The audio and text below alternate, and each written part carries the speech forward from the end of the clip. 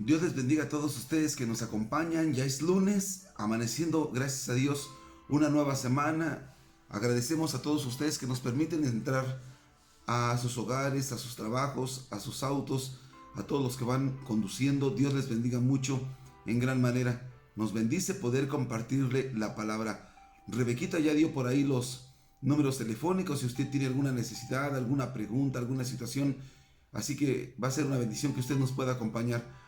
Y no quiero tomar más tiempo para poder entrarle de lleno al tema, un tema tan importante que hoy en día nos atañe.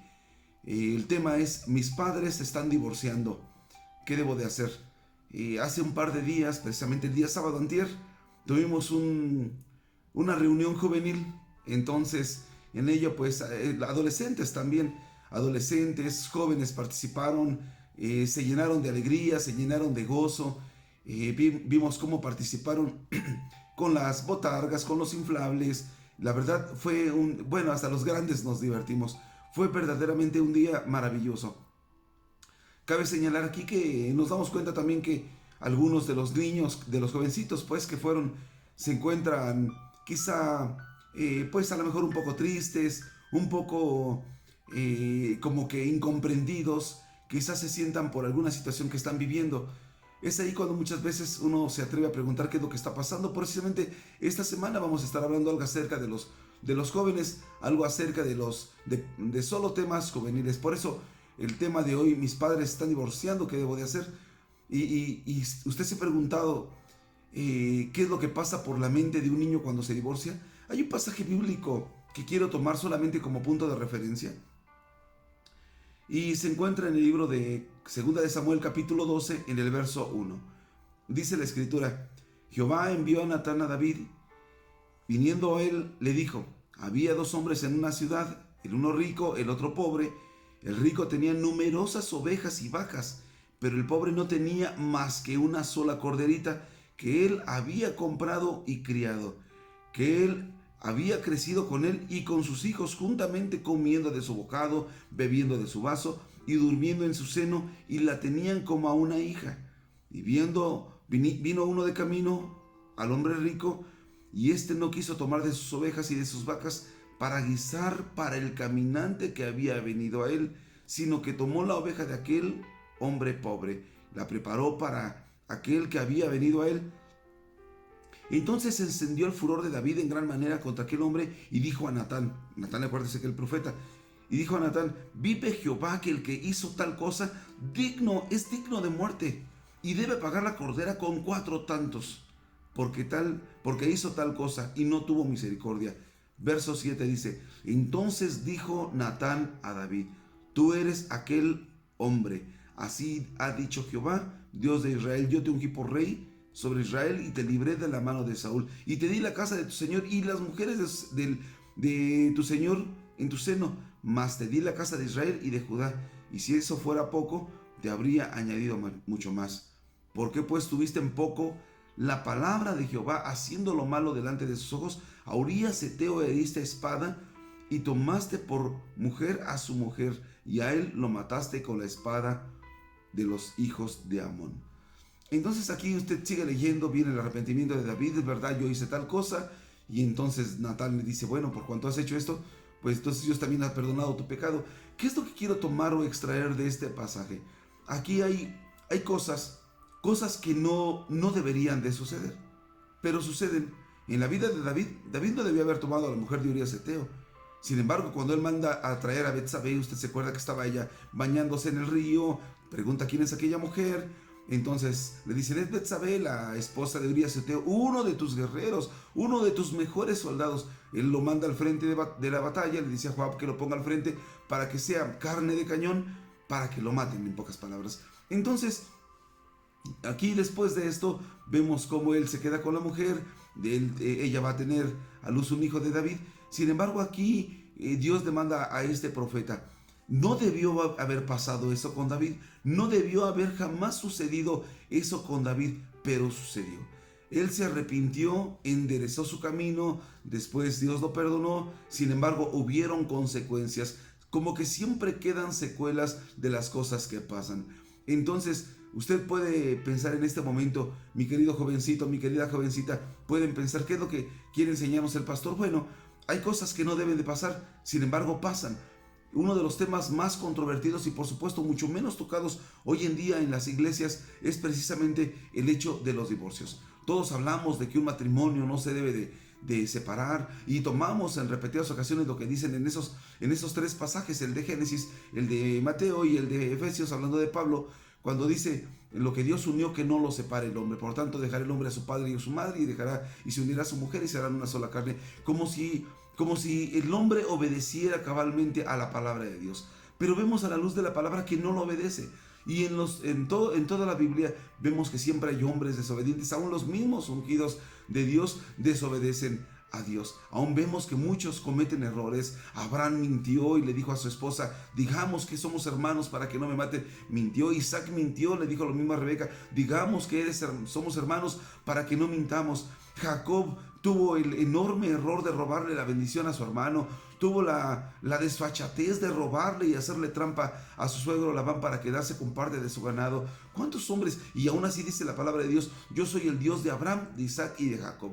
¿Cuántos errores podríamos extraer de cada uno de los hombres de Dios? Un Pedro que caminaba con Jesús, sin embargo siempre andaba con la espada, sí, y era un hombre quizá altanero, grotesco, quizá un hombre a lo mejor hasta cierto punto lo podríamos ver en este tiempo, un hombre psicópata que no le tendría miedo a matar a alguien, siempre con la espada, como cuando le cortó la oreja a Malco cuando fueron a prender a Jesús. Un hombre como David, que se metía con una mujer, tomó la mujer de Nabal, tomó la mujer de Urías. Oiga, ¿cuántas mujeres tuvo? Un hombre como Salomón, ¿cuántas mujeres tuvo? 1000 mujeres, de las cuales fueron 700 esposas y 300 concubinas. Es decir, ¿cuántos hombres de Dios vemos aquí que no cometieron enormes errores como para poder culpar a un padre o a una madre que van a divorciarse? Como si fuera algo de lo cual uno se tendría que espantar. ¡Ay, Dios mío, se van a divorciar!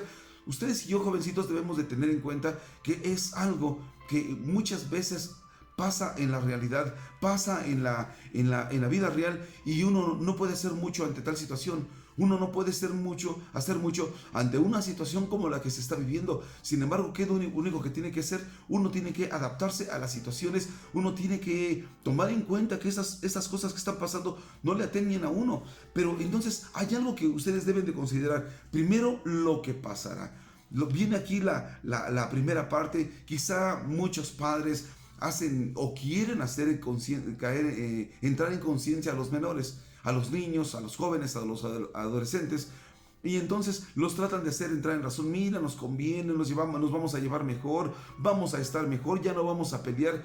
Pero aquí el golpe duro es cuando viene la situación de la demanda, una situación de demanda que nadie espera. Y lo primero que se tiene que ver es un análisis de la demanda, porque muchas veces en las demandas, y lo puedo ver abiertamente, en una demanda el abogado lo que hace es tomar una situación a favor de la persona que lo está contratando y decir cosas que no sucedieron. Y entonces muchas veces los adolescentes, los jóvenes, cuando comienzan a leer la demanda y llega la madre y le dice al hijo: mira por qué me está demandando tu padre, dice que lo engañé, dice que hice esto, dice que hice lo otro, dice que me fui a gastar esto, dice que soy un mal ejemplo para ustedes, me está peleando la guardia y custodia y la patria potestad de ustedes. Mira lo que está.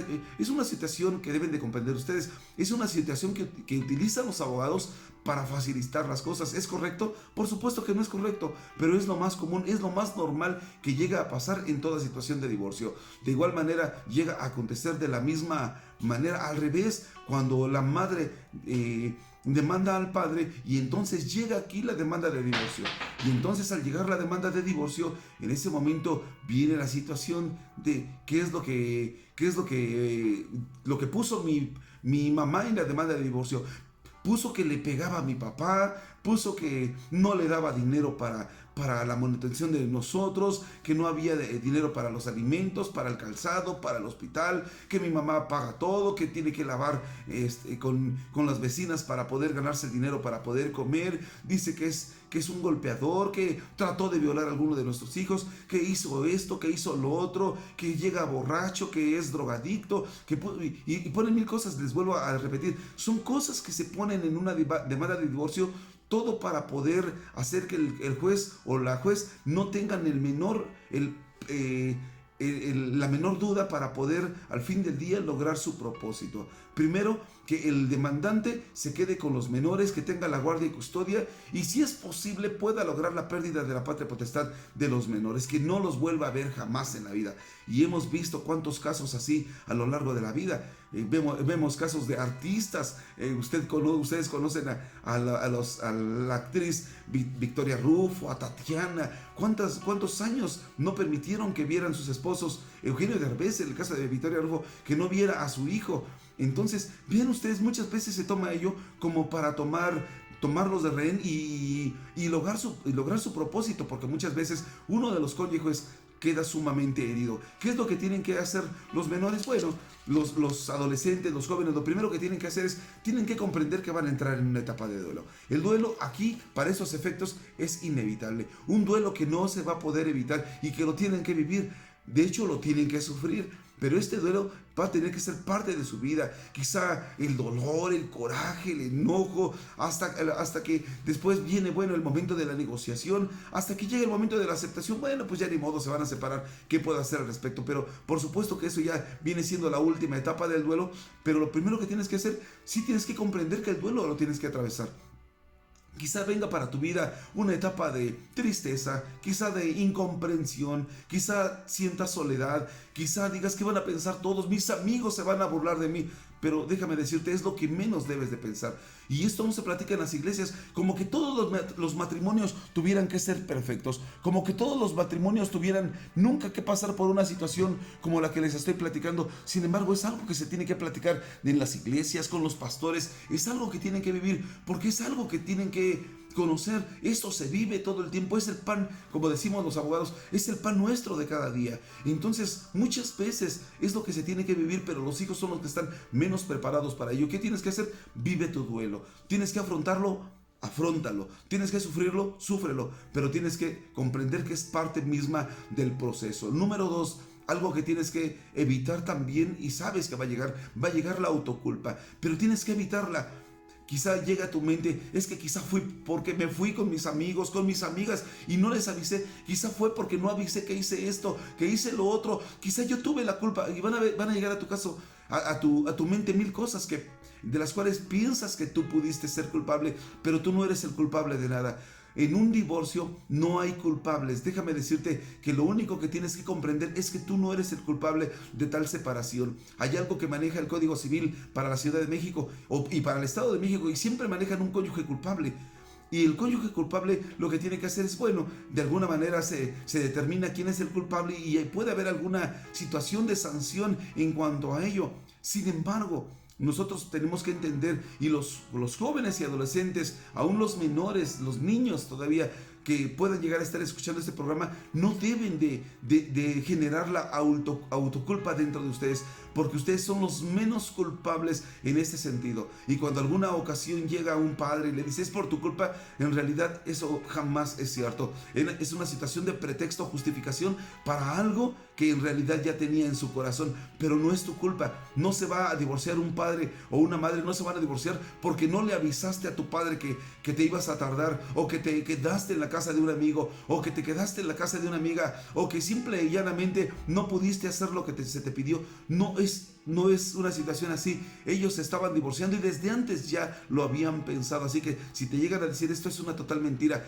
Están justificando sus actos, pero tú eres el menos culpable. De hecho, tú eres el que no tienes absolutamente nada de culpa en estos actos que están haciendo. Cada quien es culpable, cada quien es el responsable de las actitudes y de las decisiones que toma. Algo que tienes que comprender, y es algo que nosotros le llamamos en esta área mesianismo, y muchas veces llega a la mente o al corazón de los jóvenes. El mesianismo, y es cuando un joven dice, yo los puedo unir, yo voy a lograr que ellos puedan unirse, y hasta hay películas ahí de unas gemelas que entre ambas hacen que los padres, si no mal recuerdo, que ellos se casen o que se vuelvan a unir o algo así. ¿Por qué? Porque muchas veces viene el mesianismo tratando los hijos de que los padres se unan, tratando a un hijo de que estos nuevamente vuelvan a unirse, pero es una decisión que ya tomaron en su corazón. Lo único que tienes que hacer a ese sentido o a este respecto es orar por ellos. Ora por ellos. tú no te sientas culpable si no lo logras. No puedes decir, es que por mi culpa, si yo hubiera hecho esto, si yo hubiese hecho aquello, no, eso no existe. Realmente tú no lo puedes lograr. El único que puede hacerlos es Dios. Y si tu padre, tu madre, estás en una situación tal como la que estoy contando, puedes acercarte a la iglesia, puedes pedir consejería a la iglesia. Créeme que creemos que tenemos la posibilidad porque tenemos la palabra de Dios en nuestras manos y creemos que podemos ayudarte. Creemos que esto puede ser evitado. Creemos que quizá para muchos puede ser inevitable, pero para Dios no hay nada imposible. Dios siempre tiene todo en sus manos, y si tú o ustedes más bien se acercan a Dios, créanme, hay planes de Dios para ustedes, y ustedes pueden ser un matrimonio que tengan un gran testimonio a futuro. Tenemos matrimonios de ejemplo de los cuales podría mencionar un matrimonio que estuvo separado durante 15 años. Sin embargo, ellos ahora forman parte de la casa y poder en Jesús. Forman parte, son servidores de tal lugar. ¿Por qué? Porque son un gran testimonio el día de hoy. Son un gran testimonio y puedo hablar muchas cosas de ellos, pero me parece que ellos son los que pueden dar su testimonio muy al respecto. Así que no sientas que tú eres ese Mesías que puedes llegar a arreglar la situación y que los puedes unir nuevamente. Algo que debes de evitar aquí es el castigo a los padres, que muchas veces puede ser generado por tu conducta, en el cual les evitas el habla, anulas sus respuestas, sus contestaciones, sus consejos, los haces a un lado. Y el hecho de anular su persona o de anular todo tipo de comentarios o de consejos que te pueden hacer es una manera de castigar a los padres. Sin embargo, es algo que tú debes de evitar. Debes de hacerte a un lado, debes de evitar tomar partido con ellos cuando alguien te diga, porque por supuesto va a llegar la madre y te va a decir, es que mira lo que tu padre nos está haciendo, ya me demandó el divorcio, y es que además quiero decirte que yo ya me quería divorciar porque no nos da, porque nos hace esto, porque nos hace ello, porque aquello otro pasó. Y entonces la madre, tratando muchas veces, sea o no sea cierto, de manipular una situación para poder tener o lograr partido o lograr esa aceptación por parte del hijo, sin reconocer que lo único que está haciendo es generarle un daño al hijo. De la misma manera el padre quizá pase por él para llevárselo al fútbol, o pase por ella para llevarla a su casa, para llevarla a comer, para llevarla al cine, o yo no sé. Sin embargo, en ese momento el padre se victimiza y dice, es que tu madre me abandonó, tu madre me corrió de la casa, tu madre me demandó el divorcio, mira lo que puso aquí. Y tú sabes que no es cierto. Lo único que estás haciendo, papá, es haciéndole un daño a tu hijo o a tu hija. ¿Qué tienes que hacer? Toma las cosas de manera madura. Si ya estás haciendo eso, no debió haber pasado, como el caso de David que leímos hace un ratito. No debió haber pasado, sin embargo pasó. Toma las cosas con madurez, toma las cosas con responsabilidad, y entonces en ese sentido hazle frente a las situaciones como son. ¿Qué tienes que hacer, papá? ¿Y qué tienes que hacer, hijo? Acepta la comunicación con tus padres. Número uno, tienes que aceptar. Si ya viste los 4 puntos anteriores, sabes que tienes que tener un duelo, sabes que debes de evitar la autoculpa, sabes de que no puedes ser un ser mesiánico, y sabes de que debes evitarles el castigo a ellos. ¿Qué tienes que hacer? Entonces, papá y mamá tienen que hablar con los hijos, y por supuesto, tu hijo, tienes que aceptar la comunicación con ambos padres. No puede ser que en ese momento digas, no lo voy a castigar, mi papá lo que nos hizo no tiene nombre. Déjame decirte que sí, es algo común, es algo que acontece, y tú tienes que aceptar esta situación. Entonces lo que tienen que hacer es aquí hablar con comunicación, tener comunicación. Número 1, tienes que tener comunicación con ellos. Número 2, hijo, tienes que no tener partido. Así que no tomes partido, no generes ninguna alianza, o más bien dicho, en un ámbito sistémico, no debes de tener alguna coalición para irte o para tomar algún lado partido hacia algún lado. Tienes que evitar a toda costa esto. Tienes que evitar a toda costa aceptar que alguno de los dos padres te esté manipulando. Tienes que estar tú a favor de nadie. Tienes que estar a favor de tu persona, porque por supuesto, esto es el tercer punto. Tienes que tratar de perdonarlos. No es tu culpa. Digamos que tampoco vamos a generar una culpa en ellos. Simplemente la situación se dio de esa manera. Fue inevitable. Si ya se divorciaron, bueno, ora por ellos, pero tienes que perdonarlos. Perdónalos. Comprende su situación. Quizás sea difícil para ti, pero tienes que comprender su situación. Número 3 o número 4 que estamos. Tú tienes que tener tu vida y tienes que seguir tu vida, tienes que seguir las cosas como son y las cosas como van. No dejes tu escuela, no abandones una situación por otra, no le eches la culpa, es que mis padres se están divorciando. Tienes que seguir las cosas como van. Las cosas quizá en un momento dado van a comenzar a tener la calma de la situación, pero tú entonces ya perdiste un semestre, o ya perdiste un año, o ya bajaste tu rendimiento académico. Tú tienes que seguir las cosas como son, ir como van, y tienes que tomar las cosas como son. Esto no será ni el primer divorcio, por supuesto, ni creo que sea el último en la tierra. Así que tienes que seguir con tu vida adelante, siempre con tu vida normal. Puede ser difícil, por supuesto, pero tienes que hacerlo. Y punto último y el más importante, busca de la presencia de Dios. Si tú buscas de la presencia de Dios, entonces las cosas van a cambiar. Las cosas van a cambiar, tu panorama, tu mente va a cambiar, tu percepción de las cosas va a ser diferente, pero tienes que aceptar que las cosas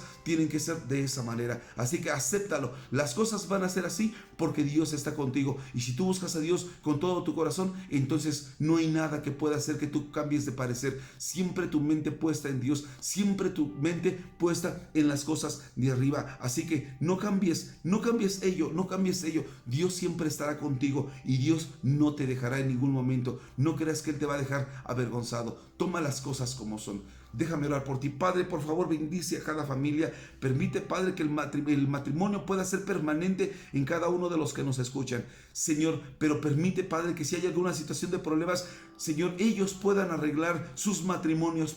Pero si esto ya ha sucedido, alguno de los padres es inconverso, no te conoce, o aún, Señor, ellos ya llegaron a hacerlo, permite, Padre, yo sé que han sucedido cosas que no deberían de suceder, pero permita que todo esto pueda tener una manera de arreglarse. Pero sobre todo, Señor, en la vida de nuestros jóvenes, en la vida de nuestros adolescentes, para que ellos puedan conocerte como tú eres y puedan saber que a pesar de todo, tú nunca les dejarás, tú siempre estarás con ellos. Gracias por todo y por lo que tú harás en sus vidas. Por Jesús, gracias. Amén.